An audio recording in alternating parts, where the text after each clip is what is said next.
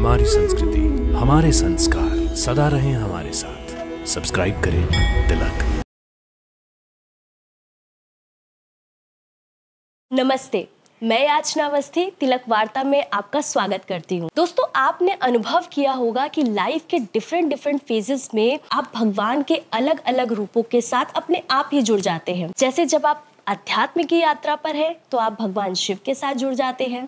जब आप प्रेम या रिश्तों में होते हैं तो आप श्री राधा कृष्ण के साथ जुड़ जाते हैं।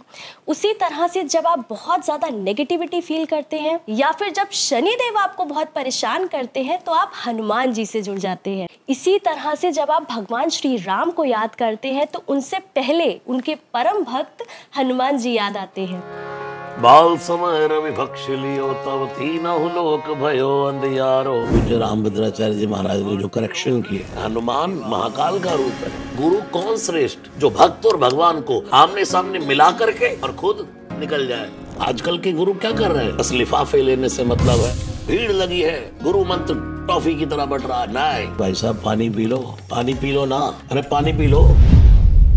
हनुमान जी क्यों उनको संकट मोचन कहा जाता है? आज इस मृत्यु को ही पकड़ के मार डालो। कौन बोल रहा है? श्री हनुमान जी। कथा चल रही है प्रवर्षण पर्वत पर, हाथ धरा है हनुमान के सिर पर, असर हो रहा कैलाश में महादेव की जटाजू। भूत पिशाच निकट नहीं आवे, महावीर जब नाम सुनावे। हनुमान जी ने तुलसीदास जी को भगवान श्री राम से मिलवाया। काशी में गंगा के घाट पर एक कथा होती है, उस कथा में जो सबसे पहले आए सबसे बाद में जाए वही तेरा वो है। रामानंद सागर जी की रामायण भी अद्भुत है, बिल्कुल साक्षात खड़ा कर दिया। मैं आपके सामने उल्टा दौड़ूंगा। सूर्य भगवान ने कहा जो पहले उल्टा दौड़ेगा वो शिक्षा क्या ले। ऐसे ही राम नाम के 2 अक्षर चौकीदार बने, सीता जी के प्राणों को जाने नहीं देते, यमराज को आने नहीं देते। दुनिया में कभी संकट आए, संकट से कह देना कि तू इतना बड़ा नहीं है जितना बड़ा मेरा संकट मोचन हनुमान। बोलो जय बजरंग बली, बोलो जय बजरंग बली। भगवान को लोग बड़ा हल्के में ले रहे भाई। तो चलिए स्वागत करते हैं श्री रसराज जी महाराज का। नमस्ते महाराज जी। जय सिया राम। जय सिया राम। कैसे आप? खूब हनुमान जी की कृपा है और आप पर भी बनी रहे। बहुत बहुत शुक्रिया। सबसे पहले आपका बहुत बहुत धन्यवाद कि आप यहाँ आए। आपकी जो हनुमान चालीसा है जो लोफाई में आपने गाया है, उसकी कुछ लाइंस के साथ शुरू करें हमारा ये पॉडकास्ट। बिल्कुल बिल्कुल बिल्कुल। राम राम राम श्री राम राम राम राम श्री राम राम राम श्री राम राम श्री राम राम राम राम राम राम राम। बाल समय रवि भक्ष लियो तब तीनहु लोक भयो अंधियारो। ताहि सुत्रास भयो जग को यह संकट काहु सजात नटारो। देव ने आन करी विनती तब छोड़ दियो रवि कष्ट निवारो। को नहीं जानत है जग में कभी संकट मोचन नाम तिहारो। को नहीं जानत है जग में कभी संकट मोचन नाम तिहारो। काज किए बड़े देवन के तू वीर महाप्रभु देख विचारो। कौन सो संकट मोर गरीब को जो तुम सो नहीं जात हटारो। बेगी हरो हनुमान महाप्रभु जो कछु संकट हो हमारो। को नहीं जानत है जग में कभी संकट मोचन नाम तिहारो। लाल दे लाली लसै अरुधर लाल लंगूर। वज्र दे दानव दलन जय जय जय कपिसूर। जय सिया राम जय सिया राम जय सिया राम जय जय सिया राम। जय हनुमान जय हनुमान जय हनुमान जय जय हनुमान। बहुत बहुत आपका धन्यवाद। आई एम श्योर इससे एक बहुत ही अच्छा यहाँ पर माहौल बन गया। बहुत ही अच्छे आप एक सुंदरकांड वाचक हैं। आपका जो म्यूजिक है, जो हनुमान चालीसा, बजरंग बाण, हनुमान अष्टक हमने सुना है, जिसकी वजह से आपने इतने सारे लोगों का दिल जीता हुआ है। सुंदरकांड का पाठ करना आपने कब से शुरू किया? ये प्रेरणा आपको कैसे मिली? मैं म्यूजिशियन, मैं कथावाचकों के साथ भजन गायन का प्रस्तुति करता था। तो उस समय मुझे अवसर प्राप्त होता रहता था कि सुंदरकांड कहीं ना कहीं वो लोग बुक करते थे और करता मैं था। तो फिर एक दिन बैठ कर के मैंने एक थीम बनाई, सुंदरकांड को मुझे किस तरीके से करना है। जो जो मैं भारतीय शास्त्रीय राग जिन जिन के बारे में मुझे थोड़ा बहुत पता था, उनको मैंने लेकर घर में ऐसे ही बैठे बैठे अपने हारमोनियम से और शुरू किया कि जब हनुमान जी लंका में प्रवेश करेंगे तो कौन सा राग रखें, उड़ान भरेंगे तो कौन सा राग रखें, मंगलाचरण का कौन सा राग हो। ये सब करते करते करते कहते ना, तुलसी जैसी भवतव्यता तैसी होत सहाय, जैसा हमारा विचार वैसा संसार। हम जिस चीज में अपने आप को इन्वॉल्व करते हैं, ये प्रकृति वही लौटा कर देती है। हम सोचते कि हम करते हैं, बट हमारा एक कदम जब किसी कार्य के लिए आगे बढ़ता है तो 60 कदम परमात्मा हमारी ओर उस लक्ष्य को भेजता है। इसलिए जिसने जिंदगी में जिस और बढ़ने के लिए एक कदम बढ़ाया, उसके लिए वैसे ही द्वार खुलते रहते हैं। तो ऐसे ही वो यात्रा प्रारंभ हुई। अगले दिन ही मुझे बुकिंग मिली, फिर हमने वहाँ किया, वहाँ से चैन बनती गई, चैन बनते बनते आज आपके पास बैठे। मुझे ये बताइए कि हनुमान जी क्यों उनको संकट मोचन कहा जाता है? देखिए, हनुमान जी को संकट मोचन इसलिए कहा जाता है कि दुनिया के संसार के संकटों को तो वो हरते ही हैं, लेकिन उन्होंने अवतार लिया ही किस लिए? जब भगवान महादेव धरती पर आने लगे, पार्वती माता ने कहा कहाँ जा रहे हैं? बोले भगवान श्री राम की सहायता के लिए बंदर बनकर शक्ति से उनकी सहायता करने जा रहे। यानी कि प्रभु पर भी जो संकट आने वाले हैं उनका निवारण करने के लिए श्री हनुमान जी। लक्ष्मण जी को बाण लगा और भगवान ऐसे विलाप कर रहे हैं जैसे कोई साधारण पुरुष करता है अपने भाई के लिए, कि जो 14 वर्ष की नींद त्याग करके, अपनी पत्नी त्याग करके मेरे साथ वन में है। उसको बाण लगा है, वो कुछ देर में काल के गाल में जा रहा है और भगवान श्री राम रो रहे हैं कि नहीं, अगर लक्ष्मण तुझे कुछ हो गया तो मैं भी यही प्राण त्याग दूंगा। उस समय भगवान श्री राम की आंखों में जब आंसू देखे तो हनुमान जी भयंकर गर्जना करने लगे, प्रभु मैं सब कुछ देख सकता हूँ लेकिन आपकी आंख में आंसू नहीं देख सकता। हनुमान करोगे भी तो क्या? बोले प्रभु अगर अमृत चंद्रमा में है तो चंद्रमा ही चैल निचोड़ जो आन सुधा सिर लाओ। चंद्रमा को कपड़े की तरह निचोड़ करके अमृत निकाल लाऊंगा।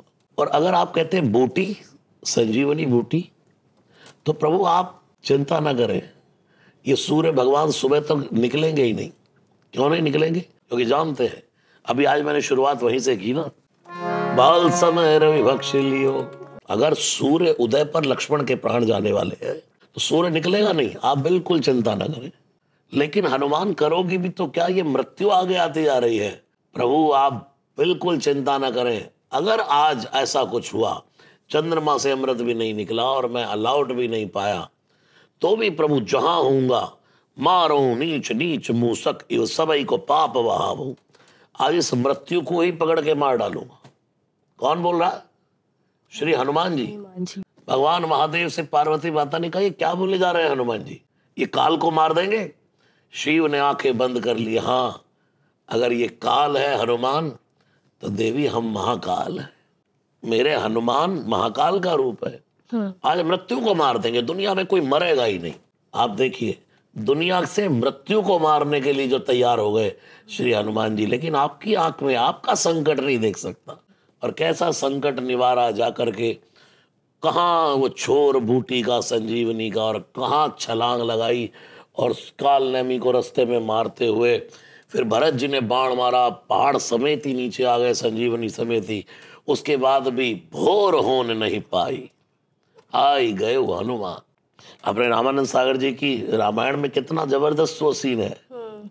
वो एक भजन भी आता है, भैया लखन दुलारे बोल कछु बोल, मत भैया को रुलारे बोल कछु बोल। क्या दृश्य की कल्पना तो करो, जब भगवान श्री राम, रामानंद सागर जी की रामायण भी अद्भुत है। बिल्कुल साक्षात खड़ा कर दिया। वही देख देख कर तो हम सब वो सीन ध्यान रखते हैं। भैया भैया कह के बोल लक्ष्मण, और आई गए हनुमान जिमि करुणा महावीर रस।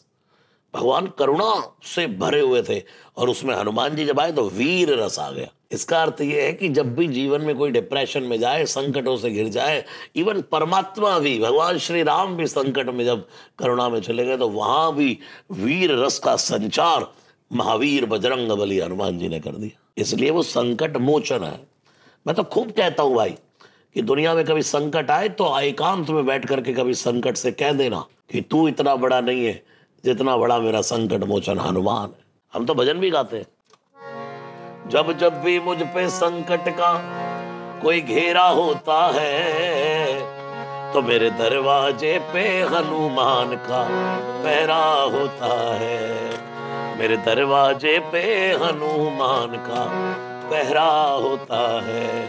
बोलो जय बजरंग बली, बोलो जय बजरंग बली, बोलो जय बजरंग बली, बोलो जय बजरंग बली।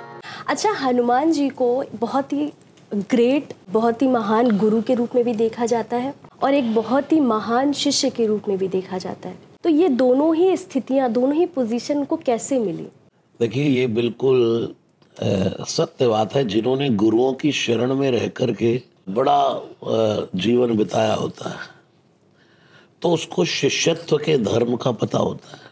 और जब शिष्य का धर्म कोई अच्छा निभा लेता है तो ये संसार की रीत है कि उसके अपना की हुई शिष्यत्व के समय की जो पूजा है या सेवा है वो एक दिन उसको गुरु बना देते। मैं कहता हूं दुनिया में कि गुरु वो श्रेष्ठ है जो चेले नहीं बनाए, गुरु वो श्रेष्ठ है जो शिष्य को गुरु बना दे। और श्री हनुमान जी तो परम गुरु है। कौन है हनुमान जी? भगवान से मिलाने में सबसे बड़ा काम किसका होता है? मीडिएटर श्री गुरुदेव भगवान का। और आज दुनिया में हर व्यक्ति जानता है कि भाई राम से तब मिल सकता है कोई जब हनुमान जी, कोई श्री हनुमान जी की शरण में आ जाए। और कहते भी है ना भाई, अफसर के मिलने से पहले दरबान से मिलना पड़ता है, श्री राम को पाने से पहले हनुमान से मिलना पड़ता है। परम गुरु राम मिलावन हारे, परम गुरु राम मिलावन हारे। गुरु दुनिया में वो श्रेष्ठ जो राम से मिला दे। और अगर हनुमान जी को देखे तो तुलसीदास जी हनुमान चालीसा में क्या कह रहे? जय जय जय हनुमान गोसाई, कृपा करो हे हनुमान जी, कृपा करो। कैसे? गुरुदेव की नाई। आप देव नहीं है, आप गुरु हैं, क्योंकि हनुमान जी ने ही तुलसीदास जी को राम से मिलाया। और अगर हमारे तुलसीदास जी ने रामचरितमानस में लिखा है, किसके लिए कहा? भगवान महादेव के लिए। हे महादेव, आप त्रिभुवन के गुरु हैं, 3 लोक के गुरु हैं, तुम त्रिभुवन गुरु वेद बखाना। और हनुमान जी कौन है? भगवान शिव के 11वें रुद्रावतार। तो गुरु तत्व तो विरासत में मिला है उनको। ऐसा दूध का दूध, पानी का पानी करने वाला हनुमान जैसा गुरु नहीं हो सकता। जब भगवान श्री राम ने भेजा सीता जी को विरह बताने के लिए, तो वहां सीता जी और राम जी की बात कहते कहते बीच में से हट गए। तुलसीदास जी लिखते हैं, कहे राम वियोग तब सीता, मो कहूं सकल भय विपरीता। अचानक बात करते करते मां जानकी ने कहा, हनुमान क्या प्रभु ने मेरी सुध बुला दी? एक एक बाण मारा था जयंत ने, मेरी पांव में चोंच मारा था, प्रभु ने उसके पीछे बाण लगा दिया। रावण मेरा हरण करके लाया, प्रभु ने मुझे भुला दिया। अब सीता जी लंका में 10 महीने हो गए विरह से तड़प रही है। वह हनुमान जी का रोल तो देखो, तुरंत क्या ढाढ़स बधाया है। और कहते कहते कहते कहते हनुमान जी की आंख से तो आंसू बहने लग गए, भरे बिलोचन नीर। जैसे हनुमान जी की आंख से आंसू बहे तो तुलसीदास जी लिखते हैं, कहे राम। यानी कि गुरु वो है जो भक्ति और भगवान को आमने सामने खड़ा करके हट जाए, साइड में हट जाए। आजकल के गुरु क्या कर रहे हैं? समाज में गुरु शिष्य बनाए जा रहे हैं, बिल्कुल गोली टॉफी की तरह शेले शिष्य बनते जा रहे हैं। बस लिफाफे लेने से मतलब है, और ये वो गुरु पूर्णिमा पर आओ, इतने कपड़े लाओ, इतनी हमारे आश्रम बनाओ, इतने दान दो, ये करो। लेकिन गुरु कौन है सत्य? गुरु नैव शिष्यम। वहां जाने के बाद गुरु की भी एंट्री नहीं है। वहां कौन है? चिदानंद रूपः शिवोहम शिवोहम। तो गुरु कौन श्रेष्ठ? जो भक्ति को और भगवान को, भक्त और भगवान को आमने सामने मिला करके और खुद निकल जाए। ये करते हैं श्री हनुमान जी। परम गुरु वो है। मैं तो कहता हूं गुरुओं को इतने शिष्य बनाने चाहिए जितने उनके दिमाग में हो। भीड़ लगी है, गुरु मंत्र टॉफी की तरह बट रहा है। नहीं, गुरु शिष्य का नाता बड़ा अद्भुत है। वहां डिमांड नहीं है, वहां मांग नहीं है। गुरु मंत्र देने के बाद एक सच्चा गुरु ये कह देता है, भाई तेरा मेरा कोई नाता नहीं, जो लेना देना तुझे तेरे मेरे मंत्र से, जो तुझे मैंने भगवान नाम दिया है, तेरे कान में जो फूंक मारी है, जो गुरु मंत्र सुनाया, बस वो। ये करते हैं हनुमान जी। इतने बड़े गुरु हैं। जी। और अगर आप शिष्य की बात करें तो शिष्य कितने बड़े हैं देखो। हाँ। किससे शिक्षा ली? सूर्य से। गुरु किसको चुना? दुनिया को प्रकाश देने वाला। एक बार सूर्य भगवान उगते हैं भोर में तो अरुणोदय छा जाता है। सूर्य उदय से पहले अरुणोदय होता है। अरुणोदय का अर्थ है लालिमा छा जाती है पूरे ब्रह्मांड में। उसके बाद जब सूर्य निकलता है तो दुनिया की सब बदबू सूख लेता है, दुर्गंध। तो सूर्यदेव क्या कर रहे हैं? लोगों को सुगंधी प्रदान कर रहे हैं। जब सूर्य निकलता है तो प्रकाश छा जाता है दुनिया में, और प्रकाश का अर्थ है विवेक, विवेक की पूजा। तो हनुमान जी ने किसको गुरु बनाया? वहां पहुंचे जाकर के बोले सूर्यदेव से, गुरुदेव आपका शिष्य बनना है। अच्छा, कुछ लोग कहते हैं हम आपको गुरु बनाने आए। अरे भाई, वो तो गुरु बनने बनाए, तुम बोलो कि हम शिष्य बनने आए। और कुछ लोग तो चेले बड़े अभिमानी होते, यही सोचते हैं हमने ही गुरु जी बनाए, हम ना होते तो गुरु जी कहीं ना होते, ये तो हम जुड़ गए तो गुरु जी बहुत ऊपर चले गए। लेकिन हनुमान जी ने जाकर कहा, है सूर्य नारायण भगवान, मुझे आपसे शिक्षा लेनी है, मैं शिष्य बनने आया। तो सूर्यदेव ने देखा इस बालक को तो अपने साथ रखने में खतरा है। क्यों? इसको तो देखा है कहीं मैंने। अच्छा। दिमाग में आया, अरे राम राम राम राम, इसको तो बचपन में देखा था मैंने जब ये छोटा था। क्या हुआ? जठर में जगी अगन की ज्वाल, गगन में मारी एक उछाल, ग्रसे रवि जानी लाल पल लाल, आपकी जय हो जय हो जय हो जय हो जय हो। हनुमान जी एक छलांग मारी थी और सूरज को फल समझकर खा गए। सूर्य भगवान ने सोचा इसको अपने पास रखूंगा तो गड़बड़ है। उस समय तो पृथ्वी से ऊपर आकर खा गया था। थोड़ा टाइम भी लगा होगा। इसको पढ़ते पढ़ते कब भूख लगाए और उछलकर हमको ही खा जाए।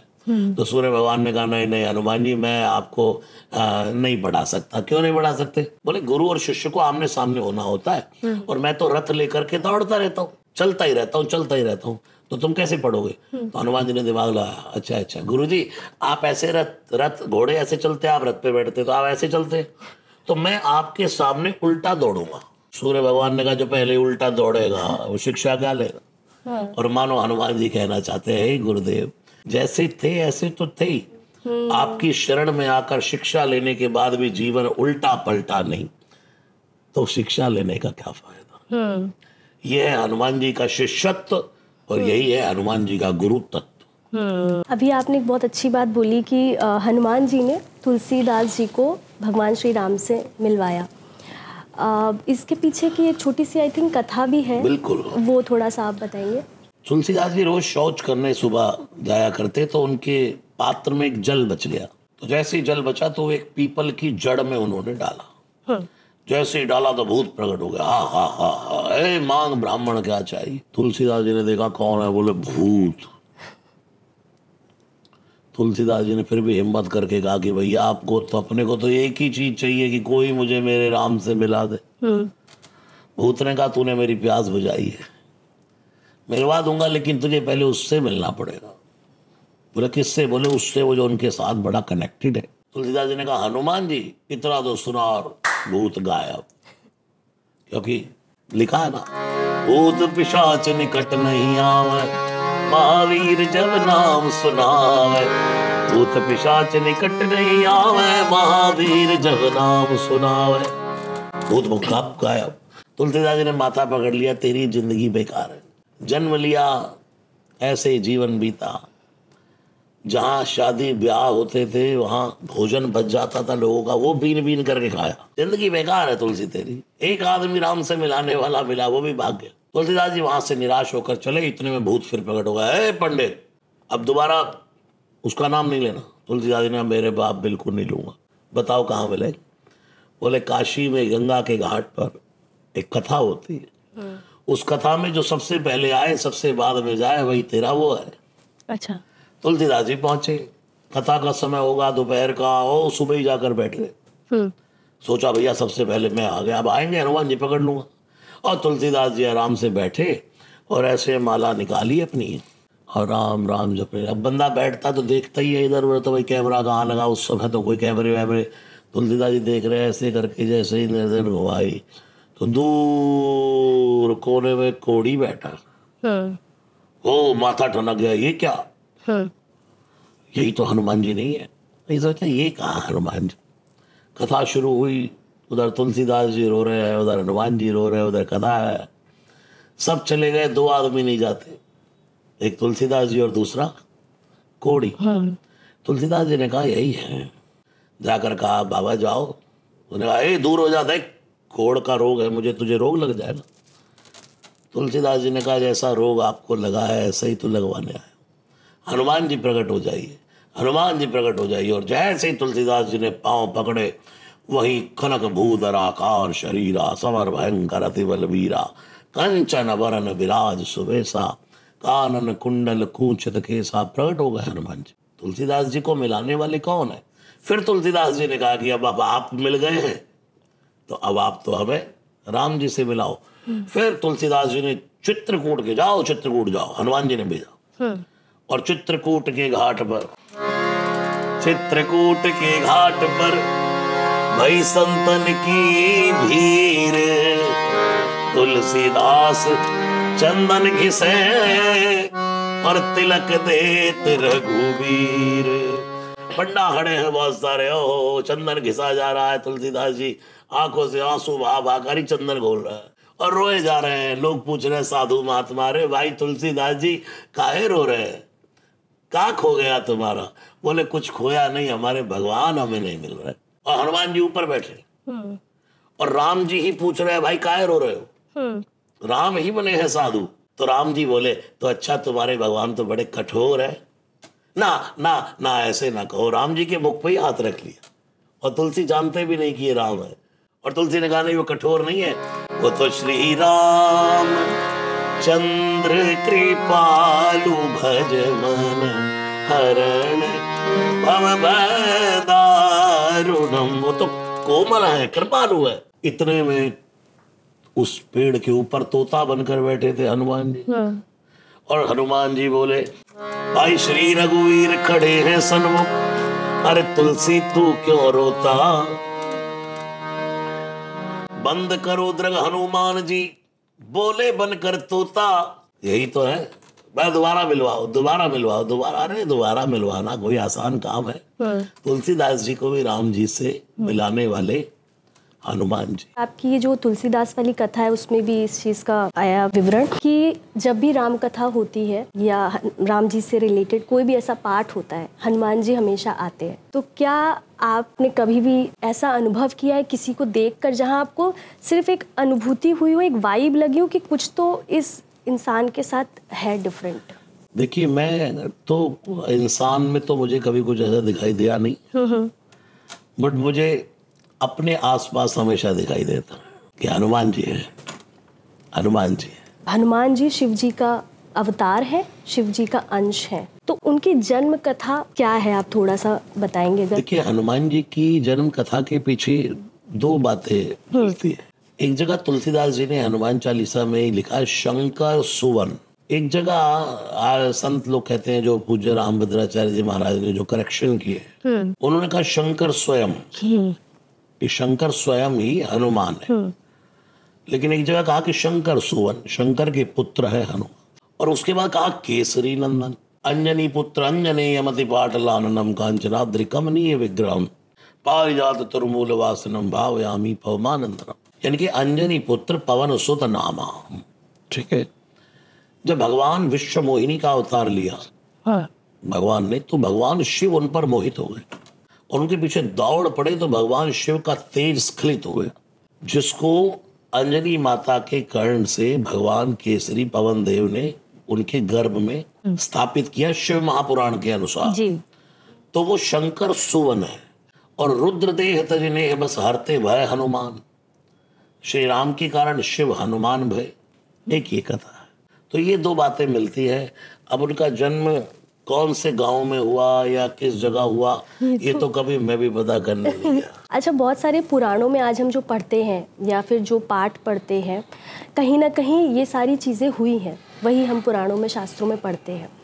आप हमें बताइए, जैसे सुंदरकांड, हनुमान अष्टक और बजरंग बाण किस किस इवेंट पे बेस्ड है, या फिर क्या सिर्फ सुंदरकांड ही किसी पर्टिकुलर घटना पे बेस्ड है और बजरंग बाण और हनुमान अष्टक सिर्फ एक पाठ की तरह बोला गया है? देखिए, सुंदरकांड जो है वो रामचरितमानस का पार्ट है जी। 7 कांड है। बाल कांड, हाँ।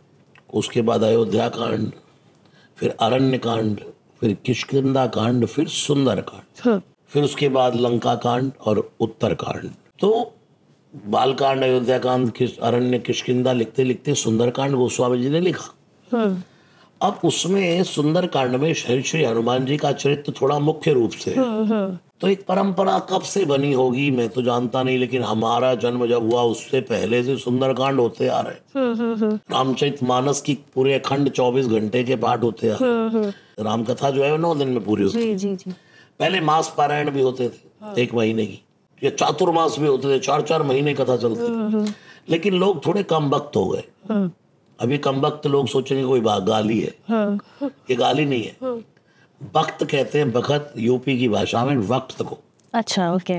भाई कम वक्त यानी कि तेरे पास वक्त कम है। तो लोगों के पास थोड़ा वक्त कम हुआ, उसको सीमित करके मास पारायण में ले आए। फिर और कम हुआ, 9 डेज में ले आए। फिर 9 डेज के बाद और कम हुआ लोगों के पास, तो सोचा भाई इसमें से 9 दिन का 24 घंटे का पाठ कर लो। अखंड पाठ रामायण अभी भी चलती है खूब। लेकिन सबसे ज्यादा फिर सुंदरकांड जी। सुंदरकांड से ज्यादा हनुमान चालीसा। और अब जिन पॉडकास्टों को देखता हूं मैं तो सोचता हूँ भाई 1 घंटे में ही पूरा सब कुछ ले लेना चाहते लोग। राइट। तो हम लोग कम वक्त हो गए, थोड़े से कम वक्त वाले। महिमा सबकी समान है। मैं कहूं कि बालकांड की महिमा नहीं है, भाई तुम बालकांड का पाठ करो। रामचरितमानस की 1 चौपाई का कोई पाठ करे तो मंत्र महामणि विषम व्याल के, मैं तत् कठिन कुअंक बाल के। मुझे लोग कहते हैं कंपेयर कर दो, बजरंग बाण की शक्ति ज्यादा कि हनुमाष्टम की शक्ति ज्यादा कि हनुमान चालीसा की कि सुंदरकांड की। भाई सिर्फ राम भजो, उसकी भी वही पावर है। सिर्फ हनुमान चालीसा गाओ, उसकी भी वही पावर है। सिर्फ हनुमाष्टकम गाओ, उसकी भी वही पावर है। मानस का पाठ कर लो, उसकी भी वही पावर है। बजरंग बाण का पाठ कर लो, उसकी भी वही पावर है। मैं कभी ये भेद नहीं कर पाया कि इसकी पावर ज्यादा, इसकी पावर ज्यादा, इसमें शक्ति ज्यादा, इसमें। तुम्हारे अंदर है ये, तो तुम जितनी निष्ठा से करोगे उतना प्राप्त होगा। जी। ये सुंदरकांड कहते हैं कि जब हनुमान जी लंका गए थे सीता जी का पता लगाने, उस पूरे इवेंट पर बेस्ड है। सुंदर हनुमान जी का प्रवेश हुआ है किष्किंधा कांड से। अच्छा, ओके। जब सुग्रीव दौड़ रहा पर्वत पर इधर उधर, तो सुग्रीव के यहाँ मंत्री थे हनुमान जी। ये तो सुग्रीव ने कपीश बनाया इनको। हनुमान जी कौन थे इसके यहाँ पे? मंत्री संतरी। तो सुग्रीव ने कहा देखो, डरा रहता था बाली से, क्योंकि इस पर्वत पर बाली नहीं आता था, श्राप लगा था। तो जैसे ही राम लक्ष्मण आते सुग्रीव को दिखे, दौड़ा, देखो देखो हनुमान, देखो देखो, लगता है बाली ने किसी ने मारने के लिए भेजा। तो हनुमान जी गए और वहां जाकर के प्रभु को प्रणाम किया। मात नाई पूछत असल है। पहला प्रणाम हनुमान जी का जब यहाँ हुआ है, श्री हनुमान जी की वार्ता, भेंट राम से। मैं कभी कभी सोचता हूँ कि इससे पहले हनुमान जी का बिल्कुल चरित्र नहीं है। तो मुझे लगता है हनुमान का चरित्र भी दुनिया में जब डेवलपमेंट पर आता है जब उनको राम मिल जाता है। ऐसे ही हर व्यक्ति के जीवन में, उसके जीवन में प्रकाश तब आता है, वो छा जब जाता है दुनिया में जब वो राम हनुमान से मिल जाता है। हनुमान जी राम से मिले और छा गए। उसके बाद पूरा किष्किंधा कांड हनुमान जी का प्रवेश है। सुग्रीव से मैत्री करवाना, बाली का वध करना, उसके बाद फिर यहाँ से समुद्र लांग कर जाना, पूरा सुंदर। फिर हनुमान जी है, तो यहाँ सुंदरकांड में श्री हनुमान जी का प्रवेश ज्यादा है। तो लोग सोचते हैं कि भाई हनुमान जी की हमें उपासना करनी है तो सुंदरकांड उठा। अभी आपको मैं कहूँ ठीक है चलो हनुमान जी की पूजा कर लो, तो आप क्या करेंगे? श्री हनुमान चालीसा शुरू कर लेंगे। तो ये थोड़ी ना दुर्गा चालीसा शुरू कर देंगे। जी जी। तो यही है, बस कंपेयर ही कुछ नहीं है। आपका सबसे मन पसंदीदा प्रसंग सुंदरकांड में कौन सा है? कोई ऐसा जो भी? कोई भी प्रसंग ऐसा नहीं है जो मन पसंदीदा ना हो। कितना एक एक चौपाई पर बोला जाए। हाँ, वो बहुत मुश्किल है कह देना कि कौन सा पर्टिकुलर पसंद है। इसमें हास्य रस भी है, वीर रस भी है, करुणा भी है और सारे रस है। जब भगवान चूड़ामणि लेकर के हनुमान जी श्री राम के पास आए तो हनुमान जी से श्री राम ने कहा, हनुमान क्या तुमने सीता को देखा? हाँ प्रभु देखा। कहाँ है? बोले लंका में। कैसी है? कलंक बिना। जिंदा है? प्रभु कहने को ही जिंदा है। तो मर क्यों नहीं गई? आपके कारण। क्यों हनुमान?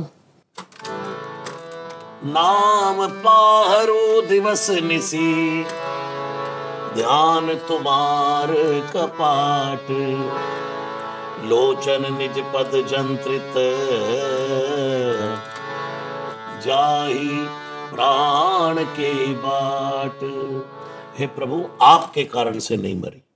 आप देखो, मैं भी थोड़ी देर पहले आपसे बात करते हुए कह रहा था जब सीता जी से मिले तो वहां सब कुछ कहकर हट गए। यानी कि सीता जी को ढाढ़स बनाने में जो फिर राम ही बोले, मोह कहो सकल भय विपरीता, हे सीता तेरे बिना मैं अधूरा हूं। और जब यहाँ आए राम के पास तो राम जी को ऐसा जताया कि सारी गलती आपकी है। आज तक आपने माँ की सुध नहीं ली। ये दीन दयाल बिरत संभारी आप बने फिरते हो दुनिया में। अपना बिरत तो देखो। जब बेटा खड़ा होता है ना तो चाहे कितना बाप प्यारा हो, बेटा तो माँ के पक्ष में खड़ा होता है और बेटी पिता के पक्ष में खड़ी हो जाती है। हनुमान जी आ गए और माँ के पक्ष से बोलने लगे कि माँ ने कि प्राण दो अक्षर नहीं जाने दे रहे। एक जेल का चौकीदार होता है, जेल का चौकीदार कैदी को बाहर नहीं आने देता, और एक बैंक का चौकीदार होता है, चोर को अंदर नहीं आने देता। ऐसे ही राम नाम के दो अक्षर चौकीदार बने हैं। सीता जी के प्राणों को जाने नहीं देते, यमराज को आने नहीं देते आपकी वजह से। और क्या कहा मेरी सीता ने? जाकर कहा, अनुज समेत गए प्रभु चरना। मेरा प्रणाम पहले लक्ष्मण के चरणों में कर लो। इतना सुनते ही तो लक्ष्मण जी के पांव के नीचे जमीन खिसक गई। बोले इसलिए क्योंकि अयोध्या से चले तो हम राम के चरणों को देख देख कर चलते थे। आज रावण आया तो मेरे चरण भटक गए, लक्ष्मण के चरण नहीं भटके, इसलिए पहले लक्ष्मण के चरणों में पड़ा। हम साधु संतों के, भगवान के भक्तों के चरण क्यों पकड़ते हैं? क्योंकि वो सदा परमात्मा से जुड़े। इतना सुनते सुनते तो हनुमान जी को देखते देखते राम सोचने लगे इसका ऋण उतारूं कैसे मैं। सुन सुत तो ही ऋण में नाय, नाय हनुमान, नाय हनुमान, मैं तेरा ऋण नहीं उतार सकता। और जैसे हनुमान जी की प्रशंसा हुई, हनुमान जी पड़ गए श्री राम के चरणों में। ये भेद है जीव और शिव में। जीव की प्रशंसा हो तो वो प्रसन्न हो जाता है, और शिव हनुमान की प्रशंसा हो तो वो त्राही त्राही करता है। राम जी ने कहा मैं तेरी प्रशंसा कर रहा हूं, हनुमान तू त्राही त्राही कर रहा है। बोले प्रभु साधारण व्यक्ति प्रशंसा करे तो अभिमान आ जाता है, तीन लोक के स्वामी आप प्रशंसा करेंगे तो कहाँ गिरूंगा। चरण पकड़ लिए, और जैसे ही चरण पकड़े बार बार भगवान श्री राम कहते उठ जाओ, दृश्य की कल्पना तो करो। हनुमान जी चरण नहीं छोड़ रहे, राम उठाना चाहते, उठो हनुमान, उठो हनुमान। बार बार प्रभु चाहि उठावा, प्रेम मगन ते उठब न भावा।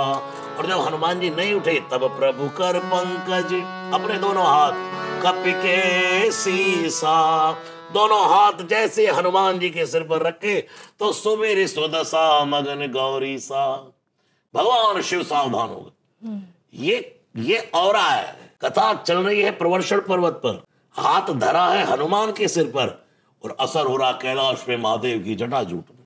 ये सुंदरकांड का अद्भुत प्रसंग है जो मुझे बहुत प्रिय है। अच्छा, कहते हैं हनुमान जी को किसी तरह का कोई श्राप मिला था जिसकी वजह से बचपन में वो कहीं ना कहीं अपनी शक्तियां भूल गए थे। वो थोड़ी सी कथा बताइए क्या थी? ये हनुमान जी बड़े उत्पाती थे। हाँ। तो जब ऋषि मुनियों के साथ कुछ ऐसी हनुमान जी की जो उनको अच्छा नहीं लगा ऋषि मुनियों को, तो उन्होंने कहा कि भाई तुम शक्ति भूल जाओगे, और फिर वही शक्ति तुम्हें कब याद आएगी?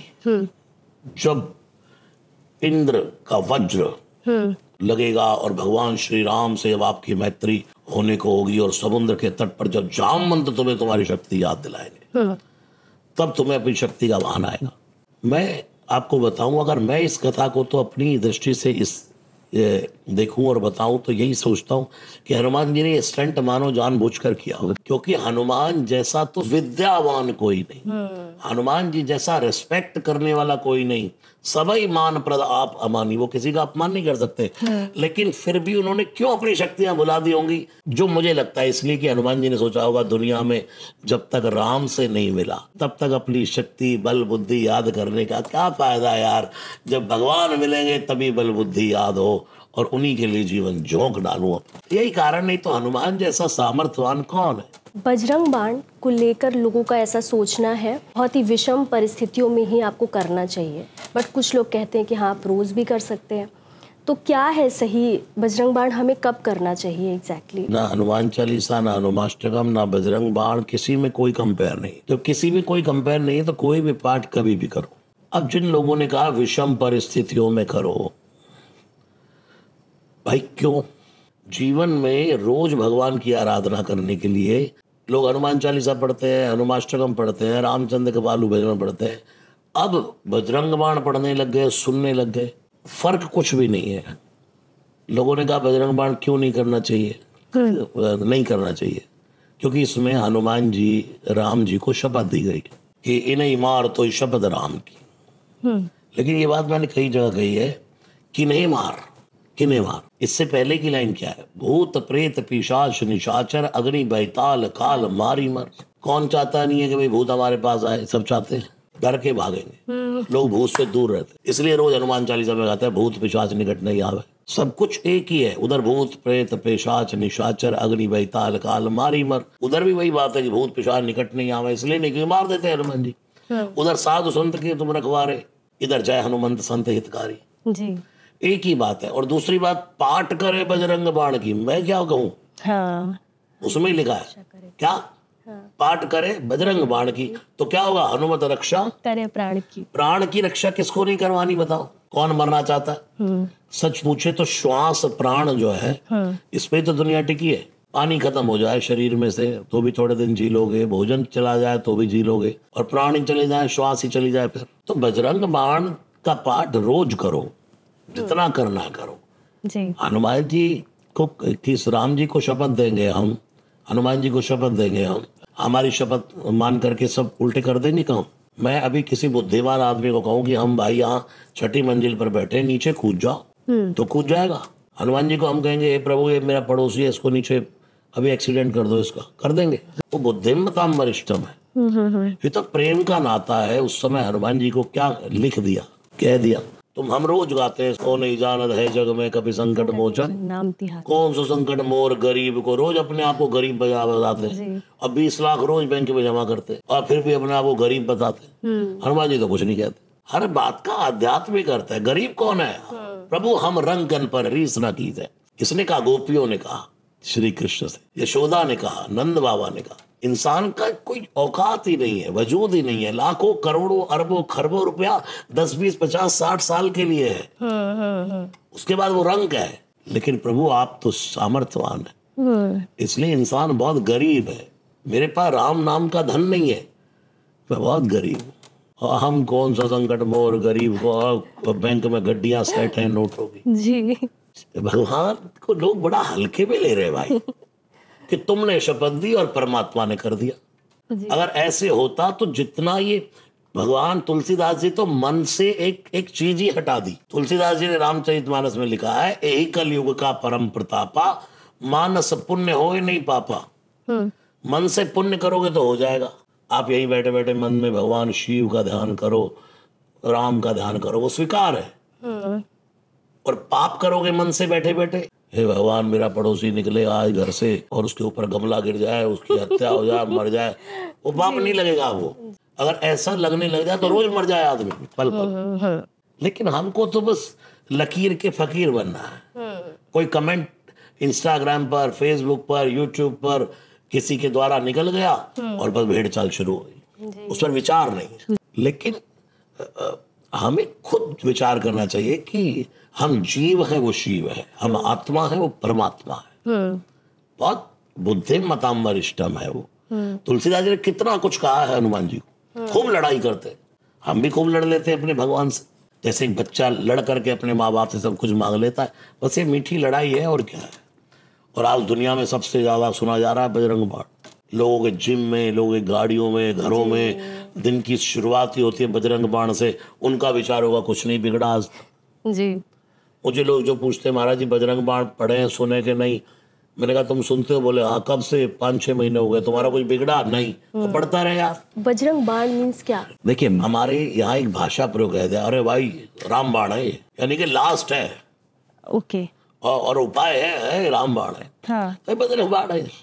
अच्छा, तो क्या इसको जितने भी सारे हनुमान जी से रिलेटेड सारे पार्ट है वो करने के बाद लास्ट में करना चाहिए, या फिर ये एक तरीके से फाइनल सोल्यूशन है? आपका कोई भी प्रॉब्लम है उस टाइम पे बजरंग बाण पढ़िए। मैं तो यही समझाना चाहता हूँ, बजरंग बाण लोग इस चक्कर में क्यों पढ़े कि पहले पढ़े कि बाद में पढ़े। जी। कुछ लोग, अभी मैं कहीं पंजाब में था तो वहां एक नई भ्रांति सुनी कि हनुमान चालीसा दिन में नहीं पढ़ना चाहिए, शाम को पढ़ना चाहिए। अरे भाई कौन बता रहे हैं आप लोगों को ये सब बातें? कई लोग कहते हैं भाई हनुमान चालीसा शाम को नहीं पढ़ना चाहिए, सुबह ही पढ़ना चाहिए।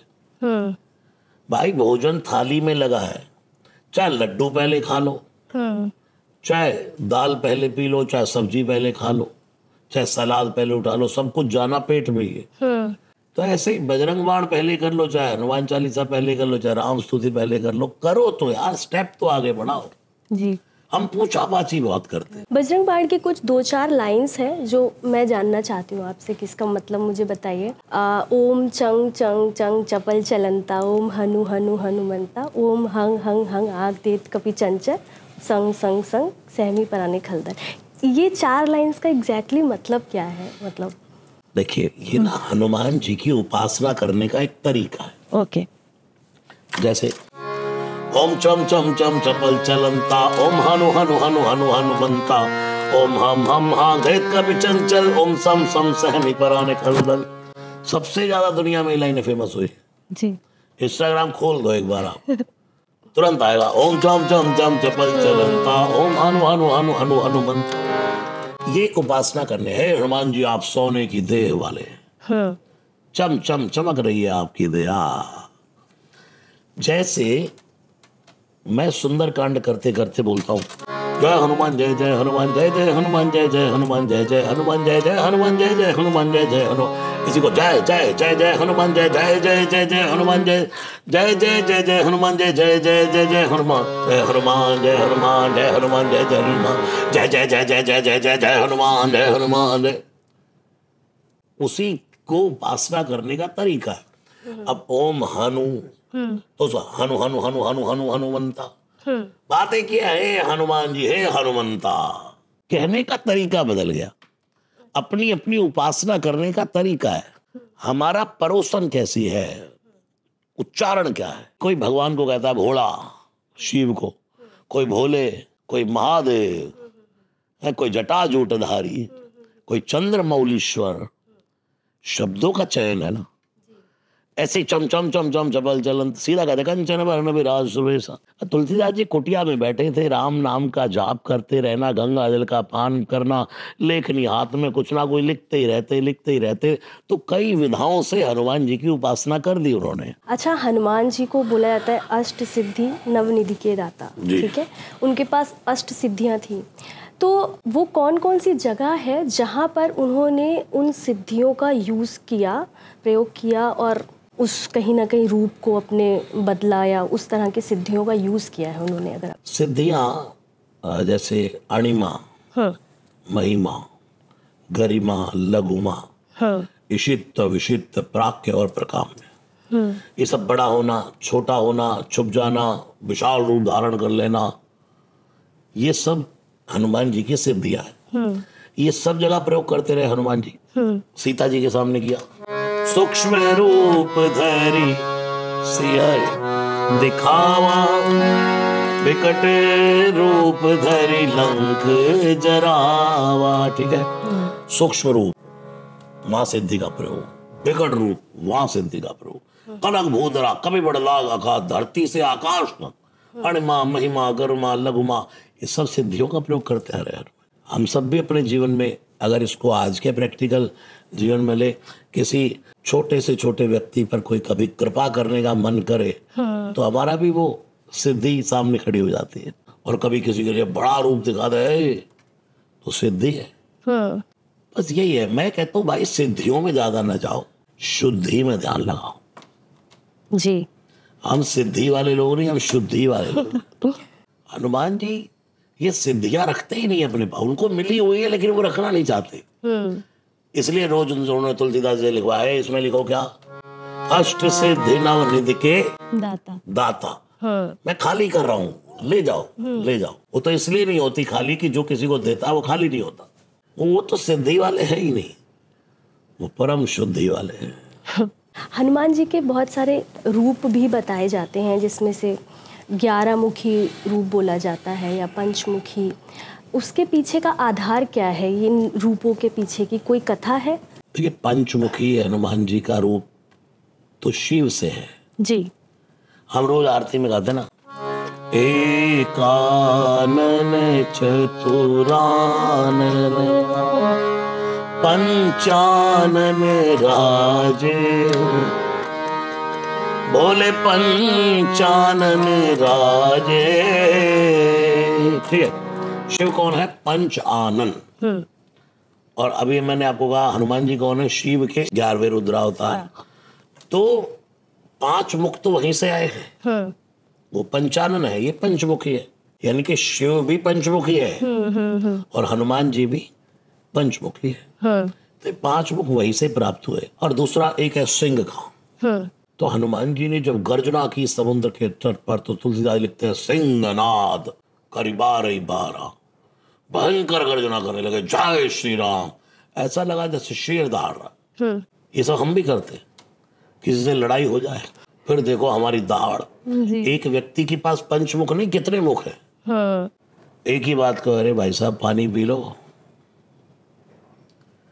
पानी पी लो ना, अरे पानी पी लो, पानी पी रहे हो नहीं पी रहे?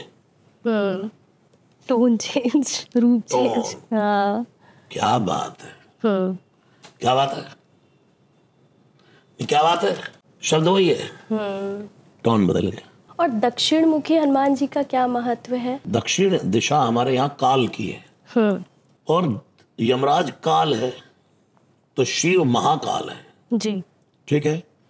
जिस दिशा में लोगों की मृत्यु का निवारण करना होता है, तो वहां मंत्र कौन सा गाया जाता है? ओम त्र्यंबकम यजामहे सुगंधिम पुष्टिवर्धनम उर्वारुकमेव बंधनान् मृत्योर्मुक्षीयमामृता। मैं बहुत सही बात आपने पूछी। देखिए, जब जिन लोगों को मृत्यु का भय है उसको ये हनुमान जी की भक्ति अभय करती। मरना तो सबको है ही, लेकिन जो दिशा यमराज की है दक्षिण मुखी, उसमें सबसे ज्यादा बलकारी हनुमान जी है। दुनिया को दिखाना चाहते हैं कि भाई डरो मत, अगर वो काल है तो मैं महाकाल हूं। हाथ में वज्र जो है हनुमान जी के, वो क्या है? काल का स्वरूप। तो दक्षिण मुखी हनुमान जी की इसलिए महिमा है क्योंकि शिव महाकाल है। यमराज की दिशा दक्षिण है, तो हनुमान जी भी दक्षिण की ओर फोकस करे बैठे, भाई मैं वो घबराओ नहीं। तो ऐसे क्या, जैसे कि उत्तर मुखी, पूर्व मुखी, पश्चिम मुखी भी हनुमान जी होते हैं, उनका भी महत्व है? उनका महत्व देखो, महत्व फिर वही बात आ गई। लोगों ने ये भी बड़ी भ्रांति पहले, घर के द्वार पर पंचमुखी हनुमान जी लगाओ। अगर भाई एक मुखी लगा दोगे तो क्या हो जाएगा? अच्छा, घर के अंदर एक मुखी लगाओ। भाई तुम कहां से पढ़कर आए हो? हनुमान जी को हनुमान जी रहने दो, उनके साथ ज्यादा छेड़छाड़ करोगे तो कहीं के नहीं रहोगे। मैं कहता हूं हनुमान जी को शांति से राम भजने दो, चुपचाप, तो कृपा होगी। ज्यादा छेड़ोगे ना उनका राम नाम भजन भंग करोगे तो बिल्कुल कृपा नहीं होगी। लोग क्या दिखाना चाहते कि भाई ये वाले हनुमान जी को मारो। ये उत्तर मुखी, दक्षिण मुखी, पूर्व मुखी क्यों बन गया? कि किसी मंदिर का स्थान हनुमान जी का उत्तर मुख में था, उत्तर दिशा में था, तो उत्तर मुखी हनुमान जी बोल दिया। कहीं दक्षिण मुखी थे तो दक्षिण मुखी बोल दिया। भाई इसमें कौन सी कंपेयर करनी है कि ये प्रभावशाली के ये? तुम जय हनुमान बोलो भाई, हनुमान जी का कोई भी स्वरूप रखो, बिगाड़ो मत उनका स्वरूप। हाथ वज्र और ध्वजा विराजे, कांधे मूंज जनेऊ साज। ये हनुमान जी का स्वरूप है। कंचन वरन, गोल्डन है हनुमान जी। विराज सुवेशा, सुवेश वाले हैं हनुमान जी। सुंदर है हनुमान जी, बंदर नहीं है। हर सुंदर भगवान ना होगा, हर बंदर हनुमान ना होगा। हनुमान जी तो बहुत सुंदर है, सुवेशा है, कानन में कुंडल है और कुंचित केश है, घुंघराले केश है हनुमान जी के। सुंदरता तो देखो। और हम ऐसे भयंकर स्टिकर आ रहे हैं आजकल हनुमान जी के, लड़कों की बाइकों पे देखो। अरे सीधा सौम्य स्वरूप लगाओ हनुमान जी का। हाँ, तो भगवान शिव के रूप बिगाड़ दिए, राम के रूप कार्टूनाइज बना दिए। भगवान को भगवान रहने दो। अपने रामानंद जी की सागर जी की रामायण को क्यों लोगों ने पसंद किया? क्योंकि वहां रियलिटी दिखाई गई, वहां सात्विकता को नहीं छेड़ा, उन स्वरूपों से छेड़छाड़ नहीं की। आज नई रामायण आ रही है, आप देखो सीता जी के बाल देखो, ओ बिल्कुल स्ट्रेट करवाए हैं। और वहां स्वरूप क्या है सुंदरकांड में? क्रस तन शीस जटा एक बहनी, जपत हृदय रघुपति गुण श्रेणी। सीता जी कैसे बैठी है? निज पद नयन दिए मन, अपने नयन अपने पैरों में, उन पैरों को ही देखती रहती थी कि तुम ना भटकते तो मैं यहां ना होती। रावण को आंख नहीं दी सीता जी ने। राम एक ऐसे हैं जिसने कभी परनारी को नयन नहीं दिया और दुश्मन को पीठ नहीं दी। सीता जी को भी रावण कहता रह गया, एक बार बिलोक बम हो रहा, एक बार तो मेरी ओर देख ले। नयन नहीं दिया, तिनका उठा लिया है, तृणधारी ओट कहत पैदे। वो सीता जी कैसे बैठे? निज पद नयन दिए मन,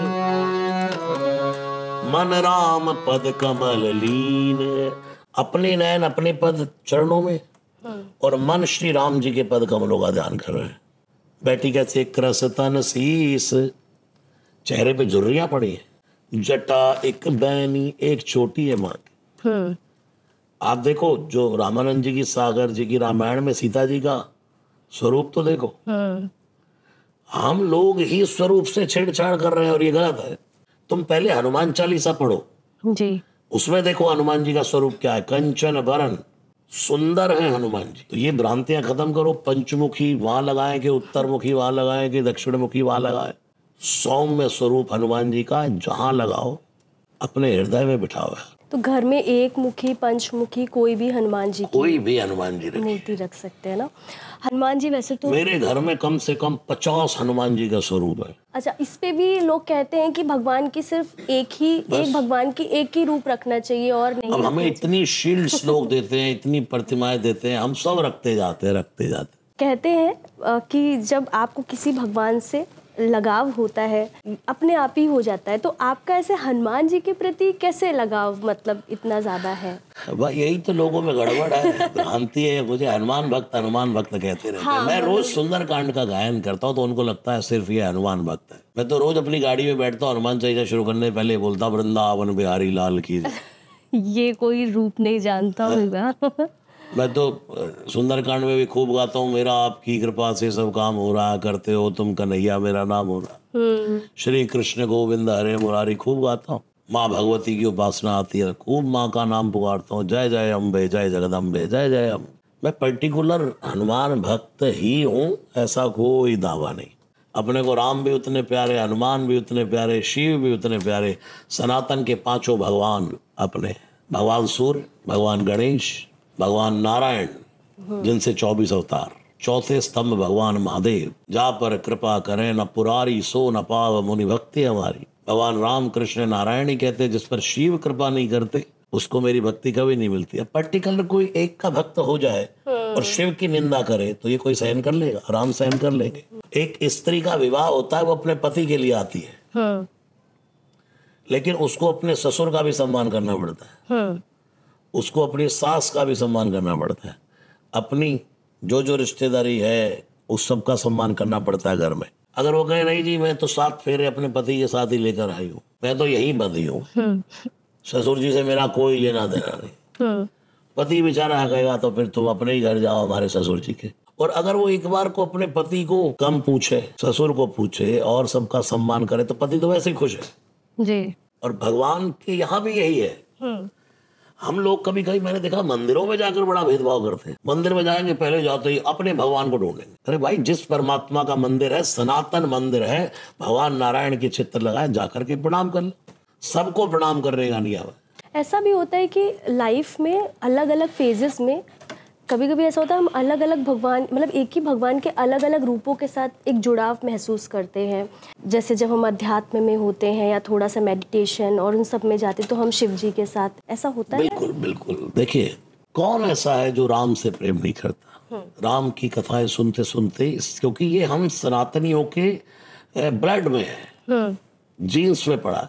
एक बार राम राम कोई बोले तो मन प्रसन्न, और एक बार कृष्ण राम आ जाए तो भी मन प्रसन्न है। शिव नाम महादेव से कौन दूर है?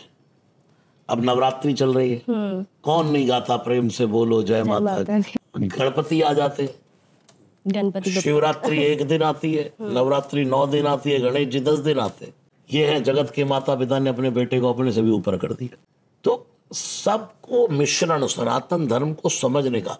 अब आप बताइए, क्या आप गंगा की जयकार नहीं करेंगे? यमुना की? बिल्कुल। राम की जी, श्री कृष्ण की जी, महादेव की, माँ भगवती की। अब आपसे कोई कहे नहीं नहीं तुम तो नवरात्रि का व्रत कर रही हो, अब तो तुम माँ की भक्त हो। भाई, ये सनातन का मेल है और इसको समझना बहुत जरूरी है। कभी कभी एक इष्ट की कट्टरता भी हमारे अंदर द्वेषमयी भक्ति प्रकट कर देती है। ऐसा, ये आपने बहुत अच्छी बात बोली, क्योंकि मैंने ऐसा सुना है कुछ ऐसे जगह हैं, कुछ स्टेट्स ऐसे हैं जहाँ पर बोलते हैं हम वैष्णव भक्त हैं, हम शैव भक्त नहीं हैं। तुलसीदास जी के समय ये बहुत चलता था। हाँ, कि भाई वैष्णव और शैव की बड़ी लड़ाई थी उस समय। और भगवान शिव कौन है? वैष्णवा नाम यथा शंभो। माँ भगवती को क्या कहते हैं? वैष्णव देवी। कौन? वैष्णव। वैष्णव नाम नहीं है, वैष्णव परंपरा है। रियल नाम जो है वो है वैष्णवी। माँ कौन है? वैष्णवी देवी। हम बोलते हैं वैष्णव। और वैष्णव देवी क्यों है? क्योंकि शिव वैष्णव है। वैष्णवा नाम यथा शंभो।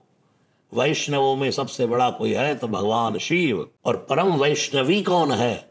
कोई है तो वो कौन है? माँ भगवती दुर्गा। तो ये कॉम्बिनेशन कहाँ से बनेगा भाई? तुम जाकर के पति पत्नी घर में हो और जाकर के उसकी पत्नी को बुलाओ, लो ये वेडिंग इनविटेशन है, आप आ जाना। और पति देव अंदर चाय पी रहे, उनको आप पूछे भी नहीं, तो चली जाएगी पत्नी। तो यही है, सनातन धर्म को समझना पड़ेगा भाई। लेकिन जैसे श्री कृष्ण की परंपरा है, कुछ लोगों ने हमारे राधा रमण जी, हमारे राधा वल्लभ जी, ठीक है, वो ठाकुर जी के नामों में अपने अपने स्वरूपों में सब उपासना कर रहे हैं, लेकिन है वो सब श्री कृष्ण की ही उपासना। कहीं पंडरीनाथ कह दिया, कहीं विट्ठल कह दिया, कहीं द्वारिकाधीश कह दिया, कहीं बांके बिहारी कह दिया, कहीं वृंदावन बिहारी कह दिया, कहीं रमण बिहारी कह दिया। एक ही तो है, वो एक ही है। ऐसे राम को कोई रघुनाथ जी कहता है, कोई राघव जी कहता है, कोई राम जी कहता है, लेकिन उपासना तो राम की हो रही है। कुछ मिथ्याएं भी हैं ऐसी, जैसे लोग कहते हैं कि शिवलिंग को पूजते समय स्त्रियों को नहीं छूना चाहिए शिवलिंग को, या फिर किसी ने कह दिया कि कुछ विशेष शिवलिंगों को नहीं छूना चाहिए स्त्रियों को। तो ऐसा भी होता है क्या कि मतलब नहीं छूना चाहिए, पूजा नहीं करनी चाहिए या फिर करनी चाहिए? देखिए, भगवान के यहाँ स्त्री पुरुष का कोई भेद नहीं है। हमारे घर में हम ठाकुर जी की, गोपाल जी की, लड्डू गोपाल जी की सेवा करेंगे तो स्पर्श होगा ही। घर में शिवलिंग है, जल चढ़ाएंगे। मेरा मानना एक तो है कि भगवान को क्यों स्पर्श करना, पुरुष को भी। मैंने देखा मंदिरों में लोग जाते हैं, शिवलिंग को ऐसे दबाएंगे, पैर छूएंगे। स्त्री या पुरुष? स्त्री पुरुष कोई भी हो। हाँ, भगवान के नंदी के पैर दबाए जा रहे हैं, उधर पार्वती माता, उधर गणेश जी, उधर पैर दबा दबा के पूजा कर रहे हैं। पहले वो हाथ भगवान को स्पर्श करने से बढ़िया प्रणाम करो। लेकिन अब इसमें ऐसा कुछ नहीं है कि स्त्रियों को स्पर्श नहीं। एक समय है, अवधि है, उस समय नहीं हाथ लगाना चाहिए, लेकिन जाप तो आप उस समय भी कर सकते हैं। जब हम अछूत समय में हैं, उस समय भी मुख से जाप तो कर सकते हैं। और ये बिल्कुल भ्रांति खत्म होनी चाहिए कि भाई स्त्री नहीं छू सकते, पुरुष ही कौन सा कोई दूध का दूल्हा है। मेरा मानना तो ये है कि अगर मंदिर में विग्रह विराजमान है तो वहां के जो अधिकारी पुजारी हैं उनको सेवा करने का अधिकार है। आप लोग जाकर के जबरदस्ती वहां हाथ लगा लगा करके भगवान के मुख में मिठाई डाल डाल करके उनको तिलक लगा लगा करके ये सब क्या करते रहते। भाई दूर से ही प्रणाम कर लो।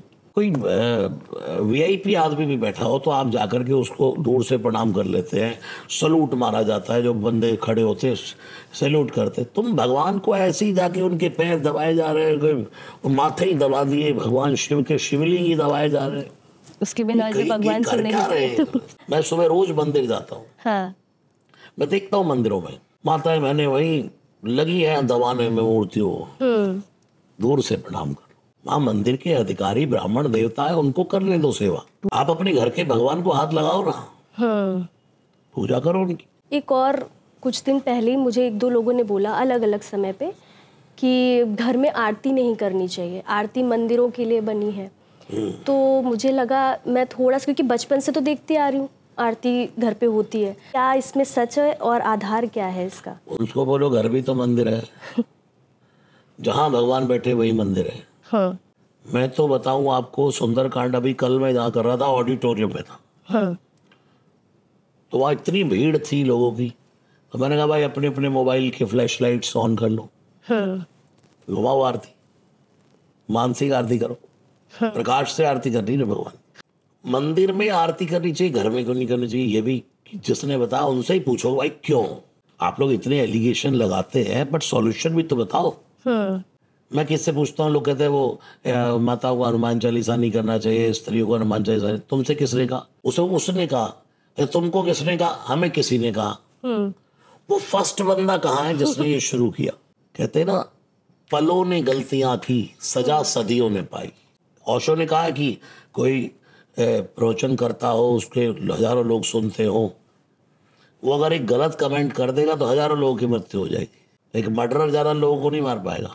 इसलिए शब्द क्या बोलना है, बड़े बड़े लोग जो गद्दीधारी बैठे हैं उनको समझना पड़ेगा, कमेंट क्या कर रहे हैं। और क्या हनुमान जी के दर्शन करने का भी स्त्री और पुरुषों के लिए कोई अलग अलग तरीका है? क्योंकि ये भी मुझे कुछ दिन पहले ही किसी ने बोला कि कुछ जगह ऐसी है, मोस्ट ऑफ द जगह, जहाँ पर लड़कियां जो है पीछे हाथ करके हनुमान जी को दर्शन करती हैं और पुरुष जो है वो सामने हाथ करके करते हैं। तो मैंने कहा ये मैंने आज तक तो नहीं पता था कि ऐसा भी होता है। जहाँ ऐसा होता हो वहाँ ऐसे कर लो। मैं तो ये कहूँगा, जहाँ कोई कहता भाई इस मंदिर में नहीं, स्त्रियों का प्रवेश नहीं है, तो क्यों जिद करनी?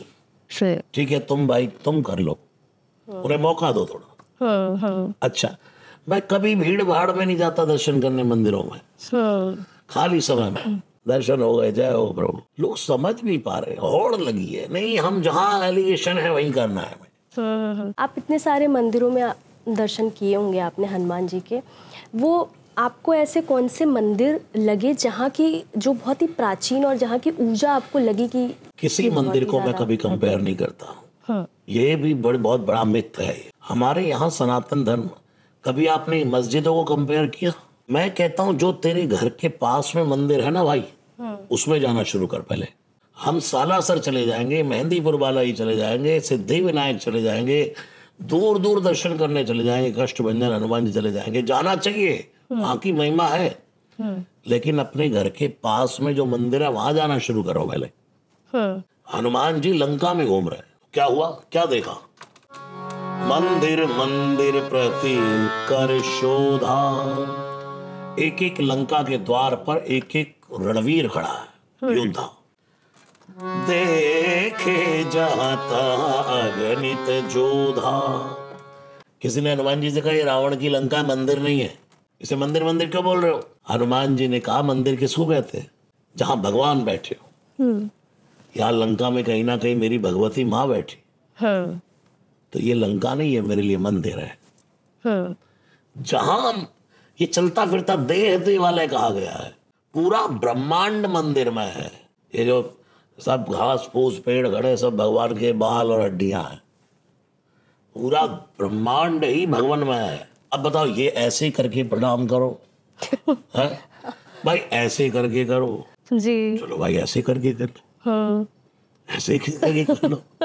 मैं अभी ऑस्ट्रेलिया में था तो वहाँ के लोगों ने शुरू किया, श्री राम जय जय राम, श्री राम जय जय राम। कुछ ऐसा उनका पैटर्न था। ये क्या एक एक्साइटमेंट है, लोगों को जोड़ने का तरीका है। लेकिन हम कहें कि ऐसे ही करो, ऐसे ही करो, कि ऐसे ही करो, या ऐसे ही करो, कैसे भी करो, ना मन है ये। क्या है?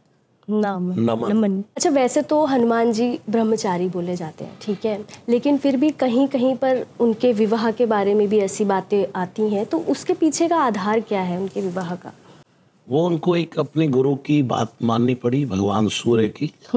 श्री हनुमान जी, अभी मैंने कहा कि सूर्य के शिष्य है, तो उनकी पुत्री उनके आदेश पर उनसे विवाह किया। तो एक पत्नी व्रतधारी सदा ब्रह्मचारी, मेरा तो मानना ही है। भगवान श्री कृष्ण 16,108 पत्नियां होते हुए भी बाल ब्रह्मचारी।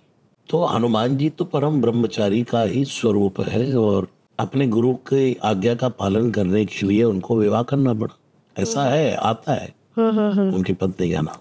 हनुमान जी को अक्सर कुछ मंदिरों में भी और वैसे भी ध्वज चढ़ाया जाता है या उनके साथ देखने में आता है। उस ध्वज का क्या महत्व है हनुमान जी के साथ? रघुपति कीरति विमल पताका, दंड समान वयो जस जाका। लक्ष्मण जी ने रघुपति कीरति विमल पताका, यानी कि भगवान की कीर्ति की विमल पताका को फहराया। हनुमान जी भी ध्वज लेके चलते, हाथ वज्र अरु ध्वजा। ध्वजा का अर्थ है यूं मानो कि जिंदगी में मतलब उड़ो भाई, एक विजय का प्रतीक ही कह सकते हैं। अच्छा, कई बार ऐसा होता है कि सपने में लोगों को कभी कभी भगवान के दर्शन, एज इन किसी मंदिर के दर्शन हुए या उनके प्रतिमा के दर्शन हुए, तो कभी अगर हनुमान जी के दर्शन सपने में होते हैं, उनकी किसी प्रतिमा के या मंदिर के, तो इसका अर्थ बेसिकली हम कैसे समझ सकते हैं? स्वप्न का एक तो अर्थ ये कहा जाता है कि भाई हम कभी कभी जो हमारे कॉन्शियस माइंड में चल रहा होता है वही रात्रि में स्वप्न बन के हमारे सामने खड़ा हो जाता है जी। और कुछ स्वप्न ऐसे होते हैं जो भगवत प्रेरणा से होते हैं। हाँ। जैसे एक स्वप्न की बात जटा ने की है सुंदरकांड। सीता जी विवल है, रावण डरा करके गया। हाँ। तो तुरंत सीता जी से क्या बोली त्रेटा? त्रिजटा नाम राक्षसी एका, राम चरण रहती निपुण विवेका। सपने हु बोल सुनाए सी सपना, सीता ही से ही करो अपना। ठीक है, एक सपना सुनाया, माँ मुझे रात को स्वप्न आया। क्या हुआ? सपने बानर लंका जारी। हनुमान जी ऊपर ही बैठे। हनुमान जी कह रहे सपने में बंदर ने लंका जलाई, इसको कैसे सपना आ गया? विभीषण की बेटी है, राम जी के चरणों में रहती है। कभी कभी कुछ सपने भगवत प्रेरणा से होते हैं। हनुमान जी पेड़ में बैठे थे, अच्छा सपने में एक बंदर ने लंका जलाई तो मुझे यही करना है। उसके बाद बोली जातु धान सेना सब मारी, जितनी सेना थी सब मार डाली। हनुमान जी ने कहा अच्छा लंका जलानी है, सेना मारनी है। खर आरूढ़ नगन दस्सी सा, रावण को नग्न करके गधे पर बैठाकर कालिक पोत करके एक बंदर दक्षिण दिशा में जा रहा है। इतना सब सपना आया किसको? त्रिजटा को। लेकिन हनुमान जी ने कुछ चुन लिया इसमें से। बुद्धिमताम वरिष्ठम थे ना।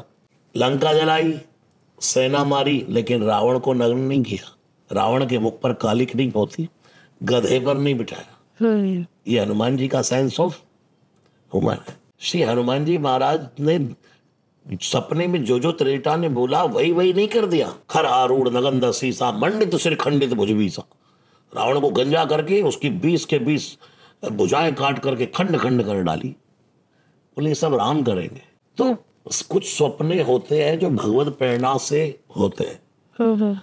कुछ स्वप्न होते हैं जो हमने जो बातें की होती है। कुछ लोग देखो बच्चे पढ़ते पढ़ते रात को पढ़ते रहते। ये कब होता है यार? किसी नए काम को जब कोई शुरू करता है उसमें इन्वॉल्व होता है, वो रात को स्वप्न बन जाते हैं। फिर वो धीरे धीरे उस काम को करता रहता है, फिर धीरे धीरे वो खत्म हो जाता है। जैसे मैं पहले सुंदरकांड ही करता रहता रात को। तो सपने में भी आपने हनुमान जी के दर्शन? हाँ, वो करते रहते चलते। हाँ। तो ये सब हमारे कॉन्शियस माइंड्स की बात है। क्योंकि क्या ऐसा भी होता है कि कई बार हम लाइफ में कुछ ऐसी चीज़ों से डील कर रहे होते हैं, ऐसी परिस्थितियों में होते हैं, टेंशन में होते हैं, और अगर हमारा मन साफ है, हमारा कहीं ना कहीं बहुत स्पिरिचुअली अलाइंड है, भगवान धार्मिक है, तो भी क्या कभी कभी हमें इसलिए भी दर्शन होते हैं मंदिरों के ऐसे कि वो पर्टिकुलर भगवान के जो गुण हैं उसके थ्रू वो आपको एक मैसेज दे रहे, जैसे कि हनुमान जी बल, बुद्धि और एक अभय का प्रतीक है, तो वो एक मैसेज दे रहे हैं कि भाई डरो ये नहीं। भी अपने माइंड के ऊपर ये है कि हमें क्या निर्णय लेना है। ये भी हर व्यक्ति की अपनी अपनी सोच है। कोई स्वप्न से कोई प्रेरणा ले लेता है, कोई स्वप्न को सोचता नहीं भाई नॉर्मल है। ये भी अपनी बुद्धि के ऊपर ही। अक्सर ऐसा होता है, जैसे मैंने छोटे से, मेरी मम्मी हमेशा से कहती आई है और मैंने ऐसा सुना है कि रात में सोते समय आप हनुमान जी को याद करो, उनकी चौकी करके सो, और या फिर हनुमान चालीसा पढ़ के सो, या फिर जब हम कभी डर भी जाते हैं सीधे अगर किसी का ध्यान आता है तो सीधे हनुमान जी, मतलब मुझे लगता है मेजॉरिटी लोगों के साथ ये है। कुछ अगर बाधाएं भी होती हैं नकारात्मक तो भी मेहंदीपुर बालाजी लोग जाते हैं। तो हनुमान जी को ही ये क्यों मतलब दिया गया है कि हाँ उन्हीं के ही दर्शन करने, या उनको ही रिकॉल उनका ही आता है, ध्यान आता है सीधे अगर कुछ ऐसा होता है तो? देखिए इसलिए क्योंकि शिव के भूत गण है सब, भूत प्रेत ये सब डर वर जो है ये सब शिव के गण है। हनुमान जी कौन है? शिव का रूप। भागवत की कथा का भी ऐसी महिमा बताई जाती है, धन्यो भागवती वार्ता प्रेत पीड़ा विनाशिनी। हनुमान चालीसा लोग इसलिए क्योंकि उनको ये याद होता है और हनुमान जी पर विश्वास है लोगों का, तो इसलिए उनको सीधा वही याद आता है। तो ठीक है, जहां से जिसको निवारण मिले। जी जी जी। बात एक ही है, उपासना परमात्मा की ही हो रही है। नीम करोली बाबा जो है बहुत सारे लोगों का, वैसे तो वो हनुमान जी के परम भक्त रहे हैं, बट उनको हनुमान जी का अवतार मानते हैं। आप इस पे आपका देखिए मैं वहाँ कभी गया नहीं, आसपास से खूब निकल गया, मेरा कभी सौभाग्य नहीं हुआ ये कि मैं जा पाया वहाँ जी। लेकिन मैंने बहुत से परिवारों में जो उनके चित्रपट रखते हैं और वहाँ की बातें बताते हैं, उनके यहाँ मेरे कार्यक्रम होते रहते हैं तो जाता रहता, उनको देखो तो परम साधुता नजर आती है। और इसमें कोई दो राय नहीं है कि उनमें श्री हनुमान जी का कोई स्वरूप है कि नहीं है। बट अगर नीम करोली बाबा को भी आप अगर वो होते और उनके सामने बार बार कहते कि आप हनुमान जी हो, आप हनुमान जी हो, तो वो आपको स्वीकार नहीं करते। वो ही स्वीकार नहीं करते। वो कहते हैं यार मुझे आदमी रहने दो, तुम्हें अगर कुछ किसी में दिख रहा है तो मौन रहो। आप नीम करोली बाबा से ही कोई बार बार कहता आप तो हनुमान जी, आप तो, वो भी कहते जाए यार अपना काम करो, चाहे कुछ है भी। लेकिन परमात्मा ने भी कभी स्वीकार नहीं किया, वो भी नर बन के आए। और जहां दिखाना पड़ा श्री कृष्ण ने कहा अर्जुन देख दिव्यम ददामि ते चक्षुम, मैं ब्रह्म हूं, मैं परमात्मा हूं, देख ले मुझे। लेकिन इंसान को इंसान रहने दो। हनुमान जी के चरित्र से वो कौन सी ऐसी कुछ बातें हैं जो आपको लगता है लोगों को आज के कलयुग में सीखनी चाहिए और थोड़ी तो कोशिश करनी चाहिए कि उस चीज़ को फॉलो कर पाए? हालांकि लोग करते नहीं हैं बट स्टिल कुछ सब कुछ सीखना चाहिए। पॉजिटिविटी, किसी काम को करने के लिए पूरा एफर्ट। विद्यावान उनसे सीखना चाहिए कि खूब पढ़ाई करो, गुणी गुण अपने अंदर पैदा करो, क्योंकि न जाने कौन से गुण पर दया निधि रीझ जाते हैं। यही सब ग्रंथ गाते हैं, यही सब वेद गाते हैं। गुणी बनो।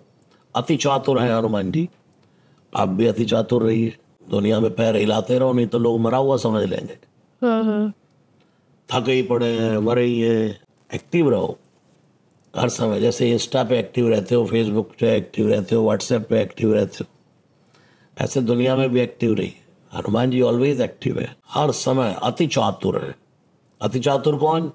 जो दुनिया की सब जिम्मेवारियां निभाता हुए, सब काम करते हुए राम भजन करता है, वो अति चातुर। तो युवाओं को यही सीखना है, विद्यावान होना है, पॉजिटिव होना है, हर काम को फुल एफर्ट से करना है, और उसके बाद अति चातुर होना है। अति चातुर का अर्थ कि सब कुछ करते हुए राम नाम न छूटे, जब समय मिले भगवान नाम जपते रहो। आज के जो युवा पीढ़ी है वो कहीं ना कहीं बहुत ज़्यादा वेस्टर्नाइज कह सकते हैं आप, बहुत ज़्यादा फास्ट है, ठीक है। उनको धर्म समझाना सिखाना थोड़ा सा टफ है, बट आपकी एक बहुत बड़ी ह्यूज फैन फॉलोइंग है, लोग आपको बहुत सुनते हैं, कहीं ना कहीं बहुत आपके साथ जुड़े हुए हैं, और ये सब यूथ है मोस्टली। आपको ऐसा क्या लगता है कि वो क्या इंगेज करता है आपके साथ उन लोगों को कि जिसकी वजह से आपकी इतनी बड़ी फैन फॉलोइंग, लोग आपको इतना पसंद करते हैं या आप उन्हें मंत्र मुग्ध कर देते हैं अपने गान से? देखिए, मैं खुद अभी युवान हूँ, मैं बूढ़ा हूँ। हनुमान जी का भक्त बूढ़ा नहीं होता, बूढ़ी हो हमारी भला। शरीर का धर्म है बूढ़ा हो जाना, लेकिन आदमी को हमेशा युवान जवान रहना चाहिए। और मेरे भाई बहन सब जो युवान है, किसी को कह दो कि जवानी में, अरे भाई हनुमान चालीसा पढ़ो, अरे जाना अपना काम कर, हमारा कोई आराम भजन करने का समय, बुढ़ापे में करेंगे। वो भजन है ना, भजन कीर्तन करो जवानी में, बुढ़ापा किसने देखा। भगवान को बासी फल थोड़ा ना चढ़ाया जाएगा, ताजा चढ़ाया जाएगा। युवानी तरोताजा, 35, 40, 45 साल तक की उम्र में खूब भजन कर लो भगवान का। फिर जब नाक बहेगी, लोग पकड़ पकड़ के बिठाएंगे, लिटाएंगे, फिर कहाँ राम भजन हो पाएगा। इसलिए युवान भाई बहनों को तो कुछ समझाने की जरूरत नहीं है, वो अपने आप में बहुत समझदार है। उनको पता है कि हमें किसको सुनना है। मैं कहूँ कि मेरे कुछ बोलने से या मैंने उनको कनेक्ट कर दिया, मैंने कनेक्ट ही किया। मैंने हनुमान जी की बातों को उनके आज के जीवन के हिसाब से प्रैक्टिकल अपने समझ के हिसाब से रख दिया, तो उनको वो अच्छा लगा। आपने वेस्टर्नाइज की बात की, तो हमने हनुमान चालीसा में भी ये मिश्रण कर दिया, लफाई हो गया। लोग पहले वेस्टर्न गाने सुनते थे, अब युवान लोगों के कान में यही लगी है, पूरा लिस्ट ही यही है। मुझे दिखाते हैं महाराज जी, मेरे पास कभी बूढ़े लोग तो आते ही नहीं, जो जानते हैं वही आते हैं। मैं कहीं एयरपोर्ट पर, कहीं सड़कों पर होता हूँ, तो जवान लड़के लड़कियां, महाराज जी, मैं समझ आता हूँ क्यों आए हैं, पहचान लेते हैं, तो तुरंत बोलते हैं आपके ही भजन चल रहे हैं। मेरी प्लेलिस्ट यही है, मेरी शुरुआत दिन की इसी से होती है, तो मैं खुश होता हूँ जी।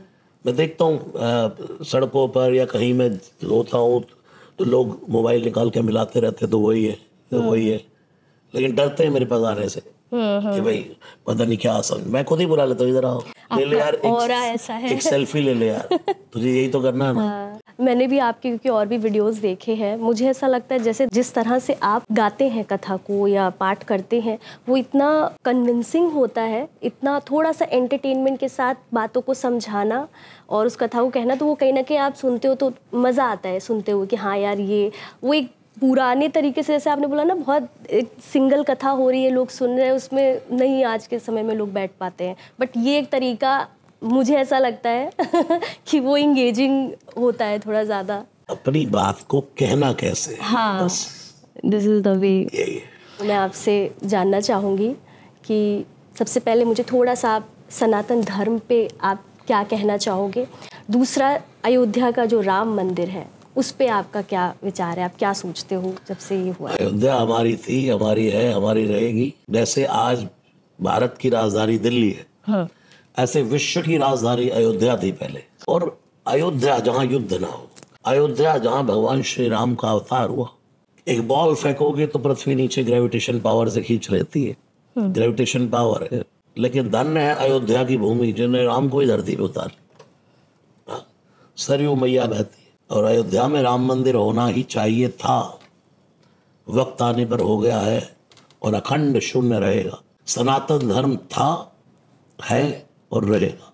सब इसकी ही शाखा है, ये सबका आदि पिता है, जो निकला है यहीं से निकला है। आप चाहे कोई इसको स्वीकार करे या ना करे, अपनी हर व्यक्ति ने अपनी दुकान चलाने के लिए एक नया वे बनाना पड़ता है। जैसे टी स्टेशन बन गए, चाय के स्टेशन बन गए, और पहले चाय के खोखे होते सही, अब वो चाय भी चायोज हो गई है।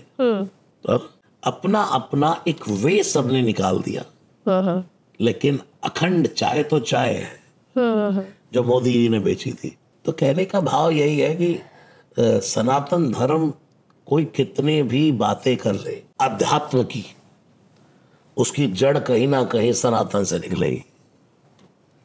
इसका नाम है सनातन, जिसका ना आदि है ना अंत है, जो पुरातन है जी, वो सनातन है।